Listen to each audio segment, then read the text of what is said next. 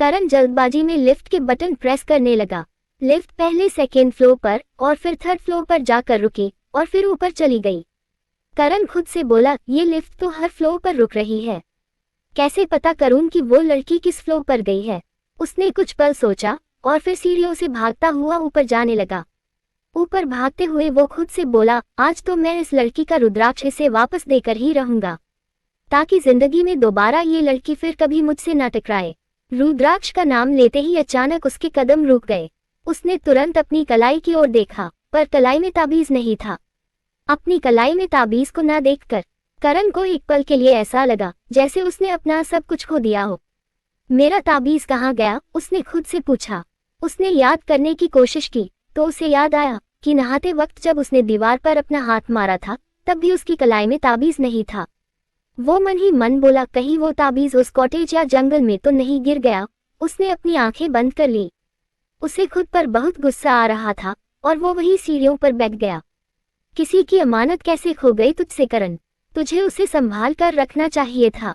अब उस लड़की से क्या कहेगा तू, खुद से इतना कहकर वो सोच में पड़ गया और कुछ देर वही सीढ़ियों पर बैठा रहा। पर फिर वो वहां से उठा और उसने सीढ़ियों से नीचे आते हुए रोहित को फोन किया, पर रोहित का नंबर कवरेज क्षेत्र से बाहर आ रहा था। उसने फार्म हाउस में कॉल किया तो दूसरी ओर से काका फोन उठाकर बोले, हेलो करण बोल रहा हूँ काका, प्लीज रोहित से कहिएगा कि खाने पर मेरा इंतजार ना करे। मैं रात यही होटल में रुकने वाला हूँ क्योंकि मुझे यहाँ बहुत से काम निपटाने हैं। ये बात प्लीज आप उसे बता देना, करण अपने कैबिन की ओर बढ़ते हुए बोला। पर रोहित बाबा तो इंदौर वापस चले गए हैं, तभी काका बोले। करण ये सुनकर थोड़ा हैरान हुआ। उसे अपने और रोहित के बीच हुई सारी बातें याद आने लगी, पर उसने खुद को संभाला और बोला, काका मैं फोन रखता हूँ, सुबह आकर आपसे बात करता हूँ। इतना कहकर उसने कॉल डिस्कनेक्ट कर दी और अपने कैबिन में आकर कुर्सी पर बैठ गया। कुछ देर रोहित के बारे में सोचने के बाद वो खुद से बोला, शायद तूने ठीक ही किया करण, तुझे कोई हक नहीं बनता कि तू रिद्धिमा की जिंदगी के साथ खेले। तू उससे प्यार नहीं करता और शायद कभी करेगा भी नहीं। समझौते की ये शादी तुझे और उसे तकलीफ के सिवाय कुछ नहीं देगी। तेरी जिंदगी वैसे भी बहुत उलझी हुई है और तू रिद्धिमा को अपनी जिंदगी की उलझनों में शामिल नहीं कर सकता। उससे उसकी मुस्कुराहट छीनने का तुझे कोई हक नहीं है, इसलिए यही सही होगा कि ये शादी ना हो। रोहित बहुत समझदार है, आई एम श्योर कि आज जो हुआ उसके बाद वो रिद्धिमा से बात जरूर करेगा और फिर रिद्धिमा खुद इस शादी से इनकार कर देगी। उसने इतना कहकर अपनी कुर्सी से अपना सिर टिकाया और अपनी आंखें बंद कर ली। दूसरी ओर मीरा और मधु जैसे ही अपने कमरे में पहुंची, मधु बेड पर बैठकर अपने इयरिंग उतारते हुए बोली, मैंने कहा था ना मीरा कि वो यही है। मीरा उसके पास बैठी और बोली, तुझे कुछ अजीब नहीं लगता मधु कि पिछले कुछ दिनों से तू जहां भी जाती है किस्मत करण खुराना को भी वही ले आती है। ये सुनकर मधु हैरानी से उसे देखने लगी। मीरा उसकी ओर देखकर फिर से बोली, तू खुद ही सोच, पहले उज्जैन में, फिर इंदौर में और फिर शॉपिंग मॉल में और अब यहाँ शिमला में, हर जगह वो होता है। ऐसा तो नहीं है ना कि हम दोनों महाकाल मंदिर पहली बार गए हो। हम तो महीने में एक बार वहां जरूर जाते हैं, पर पहले तो करण तुझसे कभी नहीं टकराया। मॉल में भी हम दोनों जाते ही रहते हैं, पर पहले तो वो तुझे कभी नहीं मिला। और सोच वो यहाँ शिमला में क्या कर रहा है। तू माने या ना माने, पर तेरे और उसके बीच कोई बहुत गहरा किस्मत कनेक्शन है जो बार बार तुम दोनों को पास ला रहा है। मुझे तो लगता है कि कल रात भी तेरे साथ वही था। स्टॉप इट मीरा, आज के बाद इस तरह की बकवास फिर कभी मत करना, समझी। मधु गुस्से में उठकर बोली। मीरा भी उठकर खड़ी हुई तो मधु फिर से उस पर भड़की, मेरे साथ उस करण खुराना का नाम कभी मत जोड़ना प्लीज। कल रात मुझे किसने बचाया ये मैं नहीं जानती मीरा, पर इतना तो तय है कि वो करण खुराना तो बिल्कुल भी नहीं हो सकता। जिसने मुझे बचाया था मैंने उसका चेहरा नहीं देखा, पर मेरा दिल कहता है कि वो एक अच्छा इंसान था। उसने मुझे बचाने के लिए जो कुछ भी किया वो गलत था, पर फिर भी मैं चाहकर भी उससे नफरत नहीं कर पाई। लेकिन करण खुराना, वो तो जब जब मेरे सामने आता है मुझे उस पर गुस्सा आता है। उसे तो लड़कियों के साथ बात करने की तमीज तक नहीं है। तूने देखा था ना उस दिन उसने कैसे मुझे किस करने की धमकी दी थी। उसकी बातें सुनकर मीरा मुस्कुराते हुए बोली, सिर्फ धमकी दी थी, किस किया थोड़ी था। ये सुनकर मधु उसे घूरने लगी और बोली, मेरे साथ जो कुछ भी हो रहा है वो सब तुझे मजाक लग रहा है ना। इस वक्त मेरी क्या हालत है ये सिर्फ मैं जानती हूँ। ये सोच सोचकर मुझे घबराहट हो रही है कि जब मैं वापस घर पहुंचकर माँ और पापा को कल रात का सच बताऊंगी तो वो कैसे रिएक्ट करेंगे, कैसे सामना करूंगी मैं उनका। उसकी बातें सुनकर मीरा ने अपना सिर झुका लिया। मधु गुस्से में वॉशरूम में चली गई। मीरा ने उसे जाते देखा तो मन ही मन बोली, तू माने या ना माने मधु, पर मेरा दिल कहता है कि तेरा और करण खुराना का बहुत गहरा किस्मत कनेक्शन है, और वही किस्मत कनेक्शन तुझे और उसे बार बार एक दूसरे के सामने ले आता है। अगर उस बाबा की कही हर बात सच हो रही है तो ये भी जरूर सच होगा कि ये तूफान अपने साथ तेरे लिए एक ऐसा हमसफर लेकर आएगा जो दुनिया जहान की खुशियां तेरे कदमों में डाल देगा और तुझे खुद से भी ज्यादा प्यार करेगा। और मुझे उस दिन का बेसब्री से इंतजार है। अगले दिन सुबह के 6 बजने को आए थे, पर करण अभी भी अपने कैबिन में बैठा लैपटॉप पर काम कर रहा था। तभी मैनेजर साहब ने उसके कैबिन के दरवाजे पर नॉक किया। करण ने अपनी आंखें बड़ी बड़ी करके अपनी नींद भगाने की कोशिश की और फिर बोला, कम इन। मैनेजर ने अंदर आकर पूछा, सर आपके लिए कॉफी मंगवाऊं? हाँ, एक ब्लैक कॉफी भिजवा दो, करण बिना उसकी ओर देखे बोला। मैनेजर तुरंत वहां से जाने लगा तो करण उसे रोकते हुए बोला, एक मिनट मैनेजर साहब। करण की आवाज सुनकर मैनेजर रुक गया। करण अपनी कुर्सी से उठा और उसने उसकी ओर बढ़ते हुए पूछा, ऋषभ कहाँ है? मैनेजर साहब ने तुरंत जवाब दिया, पता नहीं सर, अपनी गाड़ी लेकर पता नहीं कहाँ गए हैं। करण ने फिर से पूछा, इसी होटल में रुका है ना वो? जी, वो जब भी यहाँ आते हैं इसी होटल के हनीमून स्वीट में ही रुकते हैं। इस होटल का सबसे बड़ा और सबसे खूबसूरत रूम वो सिर्फ उनके आने पर ही खोला जाता है। मैनेजर के इतना कहते ही करण सोच में पड़ गया और फिर बोला, ठीक है तुम जाओ और मेरे लिए एक ब्लैक कॉफी भेजो। मैनेजर ने सिर हिलाया और चला गया। उसके जाते ही करण ने अपने कैबिन की खिड़की खोली और बालकनी में आकर खड़ा हो गया। बर्फ गिरना तो बंद हो चुकी थी पर ठंड बहुत ज्यादा थी। बाहर आते ही उसे बीती रात याद आने लगी। वो आसमान की ओर देखकर मन ही मन बोला, उस लड़की को बचाने के लिए उठाया गया मेरा कदम कहीं उस लड़की की जिंदगी बर्बाद ना कर दे। सुबह जब उसकी आंख खुली होगी तो पता नहीं उसने मेरे बारे में क्या सोचा होगा। वो बिना मुझसे बात किए पता नहीं क्यों वहां से चली गई। कम से कम एक बार उसे मुझसे बात तो करनी चाहिए थी। मुझ पर गुस्सा करती, मुझ पर इल्जाम लगाती या मुझ पर हाथ उठाती, कुछ तो करती, मेरा गिल्ट कुछ तो कम होता। पर वो लड़की तो वहां से चुपचाप चली गई। क्यों उसने मेरे खिलाफ कोई एक्शन नहीं लिया? इतने सारे सवाल हैं पर जवाब एक भी नहीं। पर अगर मुझे मेरे सवालों के जवाब नहीं मिले तो मैं सुकून से सांस भी नहीं ले सकूंगा। पहले ही जिंदगी का बोझ उठाए जी रहा हूँ और अब उस लड़की ने मुझे खुद का मुजरिम बना दिया। करण यही सब सोचकर परेशान हो रहा था। तभी वेटर ने दरवाजे पर नॉक किया। करण पलटकर बोला, आ जाओ। वेटर अंदर आया और उसने करण की ओर कॉफी मग बढ़ाया। करण कॉफी मग लेकर बोला, तुम जाओ और दरवाजा बंद करके जाना। वेटर ने सिर हिलाया और वहां से चला गया। उसके जाते ही करण कॉफी पीते हुए फिर से पलटा और नीचे बने गार्डन की ओर देखने लगा। अचानक उसकी नजर मधु पर पड़ी, जो अपनी दोनों बाहें समेटे हुए एक कुर्सी पर बैठी हुई थी। उसे बहुत ठंड लग रही थी और वो कांपते हुए अपने दोनों हाथों की दोनों हथेलियों को आपस में रगड़ रही थी। उसका मासूम सा चेहरा इतना खूबसूरत लग रहा था कि करण कुछ पल के लिए सब कुछ भूलकर एकटक उसे देखने लगा। अजीब पागल लड़की है, इतनी ठंड लग रही है तो सुबह सुबह इतनी ठंड में बाहर बैठी ही क्यों है? करण खुद से बोला और फिर से उसे देखने लगा। मधु को देखते देखते अचानक उसे फिर से रुद्राक्ष की याद आ गई और वो खुद से बोला, तुम्हारी अमानत मुझसे खो गई है। अच्छा यही होगा कि हम दोनों अब कभी एक दूसरे के आमने सामने ना आए। इतना कहकर वो कॉफी पीते हुए पलटा और आगे बढ़ने लगा, पर फिर अचानक उसके कदम रुक गए और उसने पलटकर फिर से मधु की ओर देखा। मधु अभी भी आराम से बैठी हुई थी। उसे ठंड में बहुत अच्छा लग रहा था। तभी उसकी नजर कुछ दूरी पर खेल रहे एक डॉगी के 2 बच्चों पर पड़ी। उन्हें इस तरह खेलते देख मधु के चेहरे पर मुस्कान आ गई। करण की नजर भी जैसे ही उन दोनों पपीज पर पड़ी तो उसने तुरंत अपना कॉफी मग टेबल पर रखा और अपना कैमरा उठाकर उन दोनों पपीज की तस्वीरें लेने लगा। तभी एक पपी खेलते खेलते मधु की ओर बढ़ने लगा। उसे अपनी तरफ आता देख मधु की आंखें बड़ी बड़ी हो गई और वो घबराकर इधर उधर देखने लगी। करण उसकी भी तस्वीरें क्लिक करने लगा। जैसे ही वो दोनों पपीज मधु के पास आए उसने घबराकर अपने दोनों पैर ऊपर कर लिए और उन्हें हाथ दिखाकर बोली, दूर मुझसे दूर, देखो मेरे पास मत आना, वरना मैं शोर मचाऊंगी, जाओ यहाँ से, जाओ। उसने इतना कहा ही था कि दूसरा पपी भी वहां आ गया और दोनों कुर्सी पर चढ़ने की कोशिश करने लगे। मधु कुर्सी पर दुबक कर बैठ गई। मधु को एक छोटे से पपी से इस तरह डरते देख करण के चेहरे पर हल्की सी मुस्कान आ गई और वो उसकी तस्वीरें लेने लगा। तभी एक पपी ने मधु का दुपट्टा पकड़ लिया। वो बहुत जोर से चीखी और अपना दुपट्टा वहीं छोड़कर गार्डन में दौड़ लगाने लगी। दोनों पपीज भी उसके पीछे भागे। करण ने तुरंत अपना कैमरा टेबल पर रखा और दौड़ता हुआ अपने रूम से बाहर आया। मधु बचाओ बचाओ चीखते हुए पूरे गार्डन में दौड़ रही थी। वहां मॉर्निंग वॉक कर रहे कुछ लोगों को मधु को छोटे छोटे पपीज से डरकर भागते देख हंसी आ रही थी। मधु चीखते हुए जितनी तेज भाग रही थी, वो दोनों भी भौंकते हुए उतना ही तेज उसके पीछे भाग रहे थे।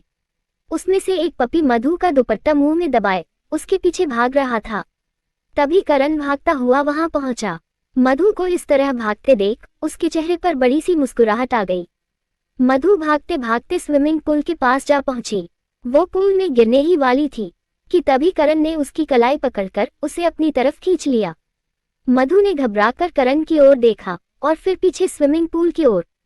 इतनी ठंड में भी मधु के चेहरे पर पसीना था जो उसकी बूंदों की तरह उसके चेहरे पर चमक रहा था। करण उसे एकटक निहारने लगा।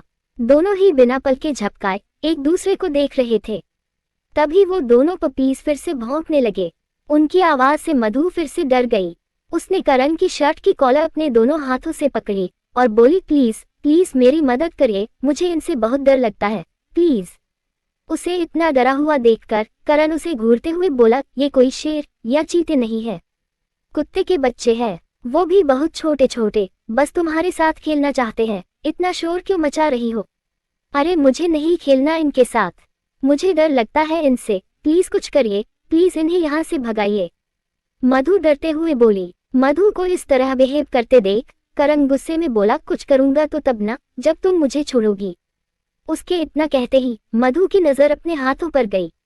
उसने तुरंत करण की कॉलर छोड़ दी और उससे दूर हो गई, पर वो दोनों पपीज उसे देखकर फिर से भौंकने लगे।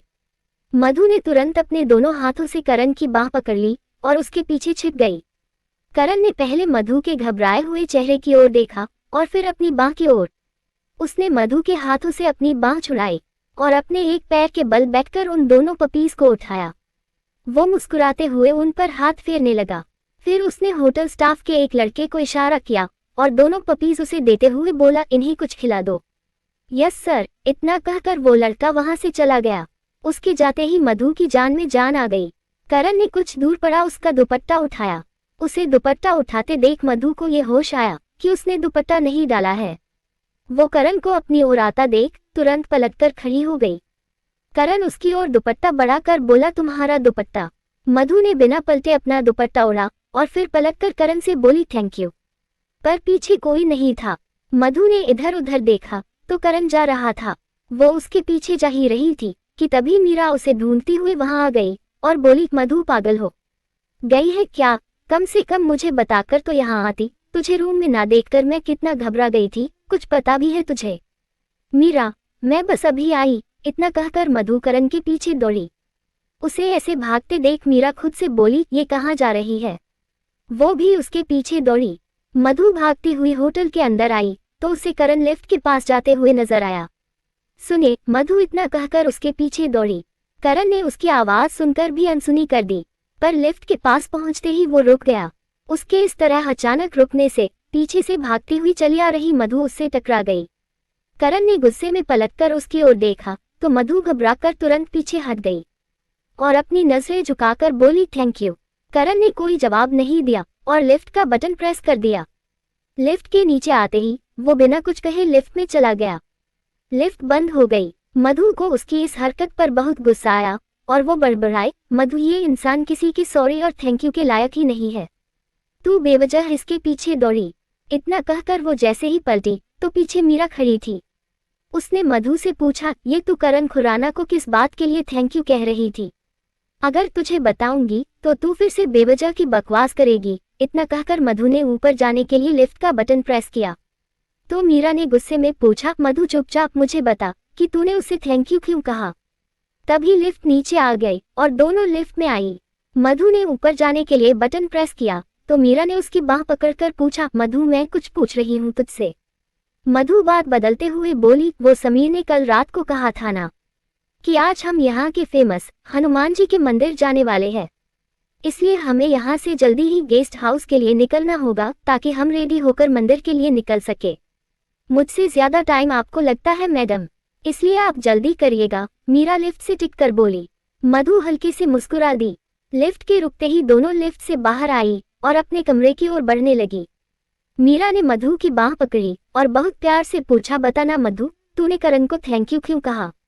नहीं बताऊंगी, कल रात जो बकवास तूने की थी ना, ये उसकी सजा है, इसलिए अब दोबारा मुझसे ये बिल्कुल मत पूछना कि मैंने उस अकड़ू को थैंक्स क्यों कहा, समझी?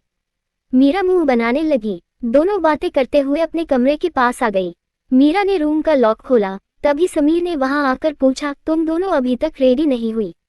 यार हमें गेस्ट हाउस पहुंचना है और तुम लड़कियों को रेडी होने में वैसे भी बहुत टाइम लगता है, इसलिए प्लीज जल्दी करो, सिर्फ 10 मिनट है तुम्हारे पास, 1 सेकंड भी ऊपर नहीं। दोनों ने सिर हिला दिया। तुम दोनों के लिए चाय भिजवाता हूँ, इतना कहकर समीर वहां से चला गया। उसके जाते ही मधु भी वॉशरूम में चली गई, पर उसके जाते ही उसके फोन की बेल बजने लगी। रोहित की कॉल देखकर मीरा के चेहरे पर मुस्कुराहट आ गई। उसने तुरंत कॉल रिसीव की और मुस्कुराते हुए बोली, हेलो रोहित। मीरा की आवाज सुनकर रोहित ने तुरंत अपना फोन देखा और मन ही मन बोला, मैंने तो मधु को कॉल की थी, ये मीरा को फोन कैसे लग गया? तभी दूसरी ओर से मीरा बोली, रोहित आज हम सब हनुमान मंदिर जा रहे हैं, तुम आ रहे हो ना? रोहित मुस्कुराते हुए बोला, सॉरी मीरा, मैं नहीं आ सकता क्योंकि मैं इंदौर आ गया हूँ। मीरा हैरानी से उठकर खड़ी हो गई और उसने तुरंत पूछा, पर रोहित ऐसे अचानक से तुम बिना बताए इंदौर चले गए? कम से कम बता तो सकते थे। आई एम सॉरी यार मीरा, पर मुझे अचानक से जाना पड़ा, बहुत जरूरी काम आ गया था। वैसे मधु कहाँ है, अब उसकी तबीयत कैसी है? मीरा ने मुस्कुराते हुए जवाब दिया, अब वो बिल्कुल ठीक है और धीरे धीरे पहले की तरह नॉर्मल भी हो रही है। रोहित ने सुकून की सांस ली और बोला, शुक्र है कि वो अब ठीक है। मीरा प्लीज मेरी तरफ से मधु को सॉरी कह देना। ठीक है, कह दूंगी। मीरा इतना कहकर बेड पर लेट गई और बहुत प्यार से बोली, थैंक यू रोहित। वो जब मधु खो गई थी और मैं बहुत परेशान थी, तुमने एक अच्छे दोस्त की तरह मधु को ढूंढने में हमारी मदद की और मुझे भी संभाला। तुमने अपना वादा भी निभाया और मधु को सही सलामत ले आए, थैंक यू। रोहित मुस्कुराते हुए बोला, मीरा हम दोस्त हैं और दोस्ती में सॉरी और थैंक यू जैसे शब्दों के लिए कोई जगह नहीं होती, और ये बात मैं पहले भी कह चुका हूँ, पर अभी अभी तुमने भी तो सॉरी कहा, मीरा तुरंत बोली। रोहित को हंसी आ गई, मीरा भी हंसने लगी। रोहित हंसते हुए फिर से बोला, सॉरी कहने के लिए सॉरी, आगे से ऐसा बिल्कुल नहीं होगा, अब मैं फोन रखता हूँ, तुम लोग एंजॉय करो, बाय। बाय रोहित, मीरा भी बोली। रोहित ने कॉल कट कर दी। मीरा ने फोन को दोनों हाथों से पकड़ा और बोली, मीरा मधु और करण का कोई किस्मत कनेक्शन हो ना हो, पर तेरा और रोहित का फुल कनेक्शन कुछ कुछ बनता जा रहा है। इतना कहकर वो मुस्कुराने लगी। तभी मधु ने वॉशरूम से बाहर आकर पूछा, किसका फोन था? मीरा ने उठकर जवाब दिया, रोहित का फोन था, वो कल इंदौर वापस चला गया। मधु अपना पर्स उठाकर ड्रेसिंग टेबल पर रखते हुए बोली, मुझे तो शुरू से ही रोहित बहुत अजीब लगा, पहले बिना बताए यहाँ चला आया और अब बिना बताए ही वापस चला गया। इतना कहकर वो अपने बाल झाड़ने लगी, पर मीरा बिना कोई जवाब दिए उठकर वॉशरूम में चली गई। इधर करण कुर्सी पर बैठा मुस्कुरा रहा था। उसने टेबल पर रखा अपना कैमरा उठाया और अपनी ली हुई तस्वीरें देखने लगा। मधु के अलग अलग एक्सप्रेशन की तस्वीरें देखकर उसके चेहरे की मुस्कुराहट और बढ़ गई। उसने कैमरा नीचे रखा और टेबल पर रखे फोन का रिसीवर उठाकर बोला, मेरे कैबिन में आओ। यस सर, दूसरी ओर से मैनेजर साहब ने कहा। उसके इतना कहते ही करण ने रिसीवर नीचे रख दिया और अपना लैपटॉप बंद किया। उसने टेबल पर रखे ब्लूप्रिंट को फोल्ड किया और सारा सामान अपने बैग में डालने लगा। तभी मैनेजर साहब अंदर आए। उसके अंदर आते ही करण बोला, 2 घंटे में मेरा दोस्त अपनी टीम के साथ होटल पहुंच जाएगा, विवेक अहलूवालिया नाम है उसका, मेरी उससे बात हो चुकी है, वो आते ही अपना काम स्टार्ट कर देगा। तुम्हें बस इस बात का ख्याल रखना है कि होटल में रुके किसी भी गेस्ट को उनके काम करने से कोई भी तकलीफ ना हो, और होटल के सारे स्टाफ को भी बता देना कि वो विवेक की टीम के साथ कोऑपरेट करे। जी सर, मैनेजर साहब के इतना कहते ही करण ने अपना बैग कंधे पर टांगा और वहां से चला गया। वो होटल से बाहर आकर अपनी गाड़ी में बैठा, पर जैसे ही वो अपनी गाड़ी स्टार्ट करने लगा, ऋषभ ने आकर अपनी गाड़ी उसकी गाड़ी के ठीक सामने रोक दी। करण ने गुस्से में उसे घूरा। ऋषभ मुस्कुराते हुए गाड़ी से बाहर आया और होटल के अंदर जाने लगा।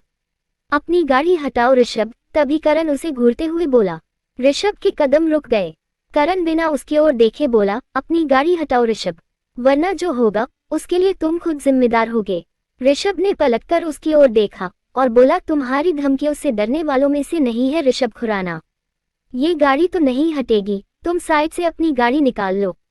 उसके इतना कहते ही करण ने गुस्से में अपनी गाड़ी पीछे ले ली। ये देखकर ऋषभ मुस्कुरा दिया और अंदर जाने लगा। गाड़ी पीछे करके करण ने अपनी गाड़ी की स्पीड बढ़ाई और अपनी गाड़ी तेजी से आगे लाकर ऋषभ की गाड़ी ठोक दी। इतनी तेज आवाज सुनकर ऋषभ ने तुरंत पलटकर देखा तो उसकी गाड़ी का आगे का हिस्सा बुरी तरह डैमेज हो गया था। ऋषभ ने अपने हाथों की मुट्ठी बांधी और गुस्से से करण की ओर बढ़ा, पर वो कुछ करता उसके पहले ही करण ने फिर से अपनी गाड़ी पीछे ले ली। उसने फिर से अपनी गाड़ी की स्पीड बढ़ाई और साइड से ऋषभ की गाड़ी को ठोकता हुआ चला गया। यू बास्टर्ड, छोड़ूंगा नहीं मैं तुझे, ऋषभ गुस्से में चीखा।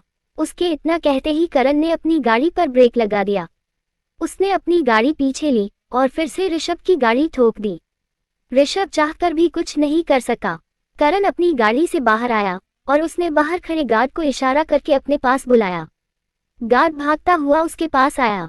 करण ऋषभ को घूरते हुए उससे बोला, मेरी गाड़ी गैरेज भिजवाओ और मेरे लिए दूसरी गाड़ी लेकर आओ, फास्ट। गार्ड भागता हुआ चला गया।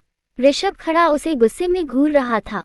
तभी करण उसके पास आया और उसकी गाड़ी को देखते हुए बोला, डोंट वरी, 2-3 दिन में ठीक हो जाएगी, डैमेज का खर्चा मैं दे दूंगा। ये सुनकर ऋषभ ने अपने गुस्से पर काबू किया और करण से कुछ नहीं बोला। तभी गार्ड करण के लिए दूसरी गाड़ी लेकर आ गया। करण ऋषभ को घूरते हुए गाड़ी की ओर बढ़ा और उसमें बैठकर वहां से चला गया। लेखिका कविता वर्मा। अगर आपको मेरी लिखी कहानियां पसंद आ रही है और आप इस कहानी को आगे भी पढ़ना और सुनना चाहते हैं तो मेरे चैनल को लाइक करें, शेयर करें और आज ही सब्सक्राइब भी करें। Thank you for watching this video.